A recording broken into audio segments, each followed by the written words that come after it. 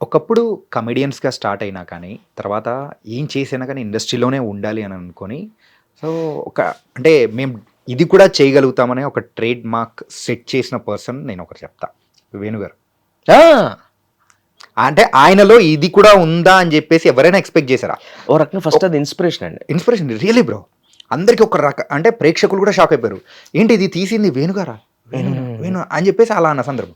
So, ఆ kind ఏమన్నా expect చేయొచ్చా? ఆయనేమి కొత్తగా కదండి, అతను మంచి రైటర్ ఆయన. Yeah. అండ్ బేసికల్‌గా అంటే ప్రేక్షకులకు అంటే ఆయన మరో రకమైన ఫేస్ అనేది ఆయన వాళ్ళకి తెలీదు కదా. ఓకే. ఎవరికి ఎవరి గురించి తెలియదు, అదే అంటున్నానండి. మనం ఇప్పుడు అదే పోసాని కృష్ణమౌళి గారి దగ్గర త్రివిక్రమ్ గారు ఉండిపోతే మనకి తెలిసేది కాదు ఆయన ఎంత బలమైన మనిషి. కానీ ఆయన వృత్తి అది అవ్వడం, ఆయన దాని మీద అన్ని రకాల కవిత్వ పటుత్వ సంపదలని ఆయన అదొక వేరే, ఆయనదొక స్వర్గం, ఆయన ఒక అనర్గలం అన్నట్టు, ఆయన వేరు, ఆయన దుర్గం అంత వేరు. కాబట్టి ఇతను నటుడు, నేను నటుడిని, వేణు, ధనరాజు గారు, నేనన్న మేమందరం యాక్టర్స్, నాకంటే సీనియర్స్ వాళ్ళు, పెద్దవాళ్ళు. అండ్ ఇంకోటి ఏంటంటే బై ప్రొఫెషనల్ వైజ్ యాక్టర్గా వాళ్ళ బలాలు అవి. బట్ వాళ్ళ లోపల ఒకడు ఉన్నాడు, ప్రతి ఒక్కరికి లోపల ఇంకొక టాలెంట్ ఉంటుంది. అది ఏ స్థాయిలో ఉందనేది ఇంపార్టెంట్, ఓకే.